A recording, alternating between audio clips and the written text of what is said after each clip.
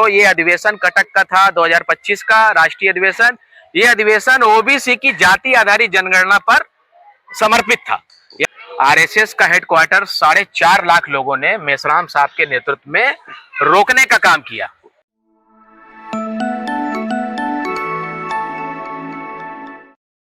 नमस्कार, स्वागत है आपका कबीर न्यूज पे। मैं हूं जितेंद्र कमल। अगर आप आरएसएस से परिचित हैं तो आप बामसेफ से भी परिचित होंगे।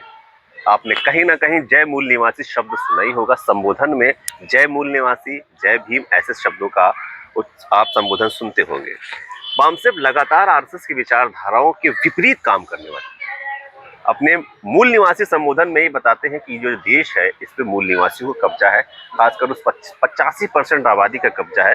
SC ST OBC माइनॉरिटीज का ये देश है। और जो आर्य शब्द जो ब्राह्मणों के लिए या जो आया है, तो ये आर्य शब्द जो बाहर से आए हैं, विदेशी शब्द जो इनको कहा गया, वो भी बामसेफ की ही देन है।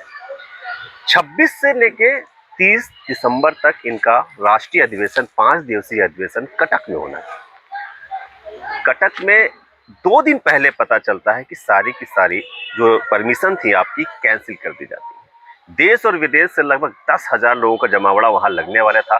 बौद्धिक जमावड़ा लगने वाला था, जिसपे ईवीएम पे चर्चा होनी थी, रिजर्वेशन पे चर्चा होनी थी, पिछड़ा वर्ग के रिजर्वेशन पे चर्चा होनी थी, अन्य जितने भी ज्वलंत मुद्दे हैं जो आपको मेन स्ट्रीम मीडिया पे देखने को नहीं मिलते हैं, अन्य बुद्धिजीवी पे बात नहीं करता है, उन सब पे चर्चा होने वाली थी। लेकिन शायद एक विचारधारा का एक डर था कि इन बामसेफ के अधिवेशन को कैंसिल कर दिया जाता है। उसी में बात करने के लिए हमारे साथ प्रधान प्रदेश अध्यक्ष हैं छेदी कोटिया जी। हम उनसे बात करते हैं और समझने की कोशिश करते हैं कि अगर कैंसिल हुआ है तो क्या वजह रही है, और दूसरा कि आगे क्या कुछ ये लोग करने वाले हैं। क्योंकि संगठन बड़ा है, लोग ज्यादा हैं, बहुत प्रभावी संगठन है। देश में नहीं, विदेशों में भी लोग हैं जो इनके प्रभाव से मतलब अनदेखा नहीं कर सकते आप इनके प्रभाव को। तो कुछ ना कुछ बड़ा होगा जैसा लगता है। सर, स्वागत है आपका कबीर न्यूज़ पे। Thank you sir. क्यों कैंसिल किया गया, पहले ये बताइए कि 5 दिवसीय अधिवेशन हर साल होता है, लेकिन इस बार ऐसा क्या डर आ गया जो सरकार को, खासकर कटक में, इसको कैंसिल किया गया? बामसेफ भारत मुक्ति मोर्चा का राष्ट्रीय अधिवेशन हर साल की तरह लगभग 40 साल से 42 साल से कार्यक्रम चल रहा है देश भर में। तो उसी के तहत 2025 में ये कार्यक्रम कटक में अब की बार लगाया गया है। उड़ीसा के कटक में सारी तैयारियां हो चुकी थी, पंडाल लग चुके थे, कॉन्फ्रेंस हॉल बन चुका था, और जो लीगल डॉक्यूमेंट्स, जो परमिशनें होती वो सारी संगठन के द्वारा 2 महीने पहले करा ली गई थी। लेकिन ऐन मौके पर, यानी 26 दिसंबर से होना था और 24 तारीख को 2 दिन पहले सारी परमिशन रद्द की जाती हैं। आरएसएस और बीजेपी के षड्यंत्र के द्वारा ये काम किया जाता है, हमारे पास इसकी जानकारी है। और वो इस अधिवेशन को, वहाँ का जो बीजेपी का सांसद है वो, उसका काफिला वहां से निकला था। तो कुछ जो अंदर से सूत्रों से जानकारी हुई कि उन्होंने कहा ये इतना बड़ा, मुख्यमंत्री जी का भी काफिला उधर से निकला था। उन्होंने कहा ये क्या हो रहा है, तो लोगों ने बताया कि ये बामसेफ का अधिवेशन होने जा रहा है, देश भर से हजारों लोग आ रहे हैं। तो उसको लगा इतना बड़ा कार्यक्रम होने जा रहा है। 2 दिन पहले इन लीगल तरीके से हमारी सारी परमिशन सरकार और आरएसएस बीजेपी के दबाव में रद्द की गई, और रद्द करने के बाद उस कार्यक्रम की परमिशन हमें जो है कार्यक्रम नहीं करने दिया गया। इसके बाद जो बामसेफ के राष्ट्रीय अध्यक्ष हैं वामन मेश्राम साहब, वो इस बात को लेकर आर्टिकल 19 के तहत हाई कोर्ट गए, जो उड़ीसा हाई कोर्ट है, और वहां से उनको रिलीफ, उनको उम्मीद थी कि जो न्यायपालिका है वो रिलीफ देगी, लेकिन वहां से भी उनको कोई रिलीफ नहीं मिला। फिर उन्होंने आनन फानन में 4 चरणों में बड़े आंदोलन की, राष्ट्रीय स्तर के आंदोलन की घोषणा उन्होंने की 4 चरणों में, जिसका पहला चरण 7 जनवरी को सारे देश के 725 जिलों में बामसेफ, भारत मुक्ति मोर्चा और उसके सहयोगी संगठनों के द्वारा बड़े पैमाने पे ये 7 जनवरी को ज्ञापन का कार्यक्रम हो चुका है। दूसरा चरण उन्होंने 15 जनवरी को घोषित किया है धरना प्रदर्शन का, जो अभी 2 दिन के बाद होने वाला है। पूरे देश के 725 जिलों में, हर जिले में लोग बैठेंगे, कहीं कम कहीं ज्यादा हो सकता है, लेकिन 725 जिलों में, क्योंकि ये बड़ा राष्ट्रीय स्तर का संगठन है, और कैडर बेस्ड संगठन है। तो ये धरना होगा। इसके बाद 1 हफ्ते के बाद 22 तारीख को, जो जनवरी में ही इसी महीने, एक बड़ी प्रोटेस्ट रैलियां निकाली जाएंगी हजारों लाखों की संख्या में, जिसमें बहुजन समाज के अन्य संगठन भी बड़े पैमाने पे हम लोगों के साथ में सहभाग कर रहे हैं और हजारों की तादाद में ये रैलियां निकाली जाएंगी। ये तीसरा चरण होगा। इसके बाद चौथा चरण जो है वो बहुत बड़ा कार्यक्रम, क्योंकि आरएसएस के विरोध में बयानों में विरोध करना अलग बात है, लेकिन एक्शन में और जमीन पर उतरकर विरोध करना अलग बात है। चौथा चरण बामसेप का जो होगा वो आरएसएस के हेडक्वार्टर नागपुर में, जो आरएसएस का हेडक्वार्टर है, उसको लाखों लोग जो है घेरने का काम करेंगे। कानपुर मंडल से भी, कानपुर से भी बड़े पैमाने पे लोग वहां पर शिरकत करने के लिए जाएंगे। और ये आर्टिकल 19 का हनन है। ये संविधान में जो हमें अधिकार दिया है संगठन बनाने का, संगठन चलाने का, सभा करने का, सम्मेलन लेने का, ये मौलिक अधिकार संविधान ने हमें दिया है आर्टिकल 19 के तहत। इसका उल्लंघन बीजेपी आरएसएस के लोग कर रहे हैं। हम इसको कतई बर्दाश्त नहीं करेंगे। इतना बड़ा आंदोलन होगा कि इनको मजबूर कर देंगे कि भविष्य में हमारा कोई बहुजनों का संगठन जो भी कार्यक्रम अपने समाज के लिए, अपने हक अधिकार के लिए कर रहा है, भविष्य में रोका ना जाए। आप लगातार ये कह रहे हैं कि बीजेपी और आरएसएस ने इस प्रोग्राम को रुकवाया है, तो इसकी जानकारी आपको कहां से मिली? कोई और भी व्यक्ति हो सकता है, क्योंकि आपकी तो विचारधारा है कि कांग्रेस और बीजेपी एक नागनाथ एक साफनाथ, तो आप कैसे कह सकते हैं कि बीजेपी और आरएसएस ने ही रुकवाया?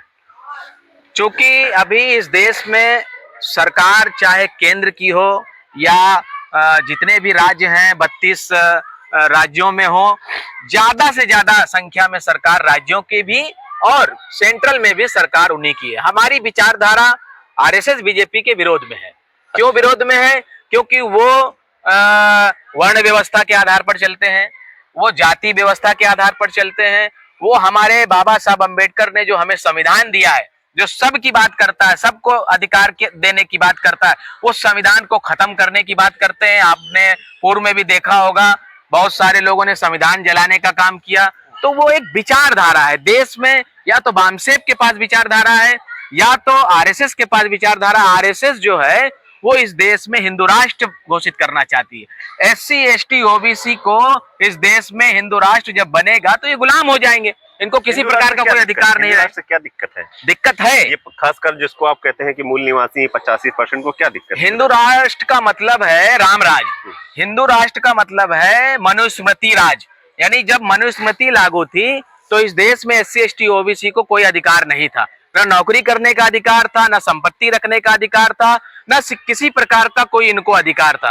तो हिंदू राष्ट्र का मतलब यह है कि मैंने रामायण पढ़ा हुआ है, उसमें शंभुक वध है। तो शंभुक जो था वो मूल निवासी था, बहुजन था, इस देश का रहने वाला था, मूल निवासी था। तो उसका वो अपने समाज को जगा रहे थे। तो छोटी सी बात पे एक झूठा नाटक किया गया और उस पे रामायण में लिखा हुआ है जो मैं आपको घटना बता रहा हूँ। और शंभुक का वध स्वयं जो है राम भगवान ने, जिनको भगवान कहते हैं ये, उन्होंने कर दिया।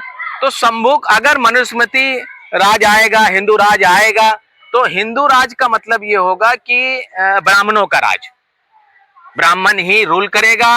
पहले की तरह जो जिस जाति में पैदा हुआ उसको उसी जाति का काम कर, चमार हो तो आपको चमार में जूता सिलने का काम करना पड़ेगा। आप बंगी जाति, वाल्मीकि जाति के हो तो आपको सफाई का ही काम करना पड़ेगा। आप कोरी हो तो आपको कपड़ा सिलने का ही काम करना पड़ेगा। आप यादव हो तो आपको दूध दही बेचने का ही काम करना पड़ेगा।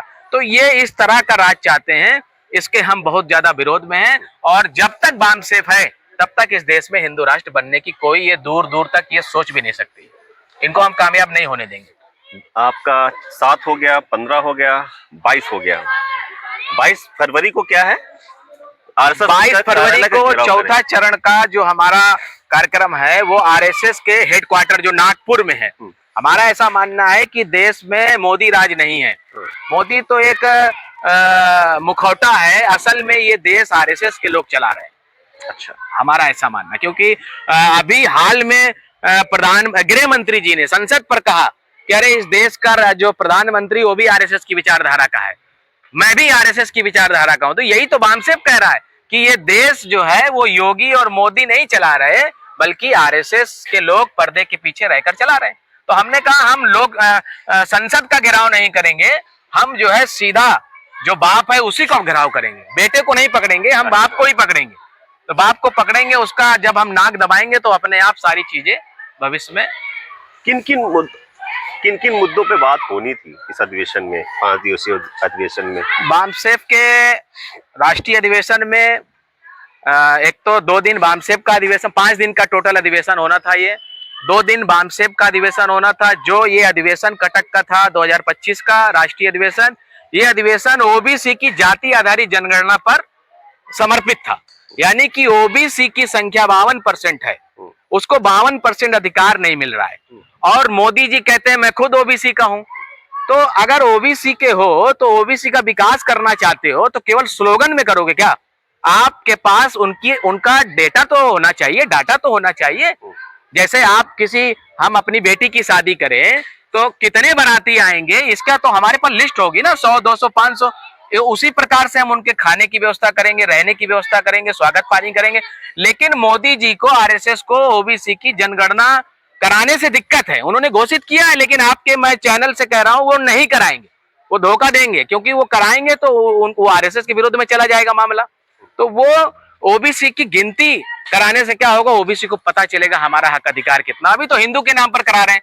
तो ये ओबीसी की गिनती होनी चाहिए, जिसका जितना हक है उसको उतना रिप्रेजेंटेशन जो है सभी क्षेत्रों पे उनको मिलना चाहिए। तो ये ओबीसी का मुद्दा बहुत बड़ा मुद्दा था जिस पर चर्चा होनी थी। सारे देश के और विदेश से विद्वान लोग आने वाले थे, यहाँ चर्चा होती। इससे आरएसएस घबराया हुआ था। दूसरा, भारत मुक्ति मोर्चा का 3 दिन का अधिवेशन था, जो भारत मुक्ति मोर्चा का ईवीएम मशीन पर समर्पित था। SIR है, राहुल गांधी जी ने मुद्दा उठाया कि वोटिंग जो वोट चोरी हो रहा है और वोट चोर गद्दी छोड़ का नारा लगा रहे हैं। लेकिन अगर मान लो वोटर लिस्ट दुरुस्त कर दी जाए, सही कर दी जाए, तो भी वोट तो ईवीएम से पड़ेगा ना। सबसे बड़ी समस्या है ईवीएम पर चोरी होती है। ईवीएम जब से आई, आप इतिहास उठाकर देखो, आपको ज्यादा जानकारी होगी, आप पत्रकार भाई हैं, आपको सभी लोगों का इंटरव्यू लेते रहते हैं। जब से ईवीएम मशीन आई है तब से बहुजनों की पार्टियों का सोपड़ा सारे देश भर में कहीं ना कहीं साफ हो गया है। तो ये ईवीएम मशीन पर चर्चा होनी थी, और चुनाव आयोग किस तरह से षड्यंत्र करके हमारे लोगों के साथ में चोरी कर रहा है, बीजेपी का साथ दे रहा है। तो ये ईवीएम पर समर्पित था। और भी बहुत सारे मुद्दे थे।